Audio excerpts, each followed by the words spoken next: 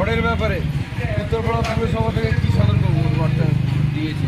আমরা জেলা প্রশাসনের নির্দেশ অনুযায়ী ইতিমধ্যে আমাদের পৌরসভা যে ডিজাস্টারের টিম তার মিটিং করেছি। আমরা মিটিং করে আমরা স্থির করেছি যে বিপর্যয় মোকাবিলা করার ক্ষেত্রে যা যা প্রয়োজনীয় ইকুইপমেন্টস লাগে এই ইকুইপমেন্টস এবং এই ইকুইপমেন্টসকে যারা ম্যানেজ করবেন তারা সমস্ত সবাইকে সাবধান তা অবলম্বন করে আমরা 3টে জায়গা টিম করে দিয়েছি। সেই 3টে জায়গা তারা থাকবেন,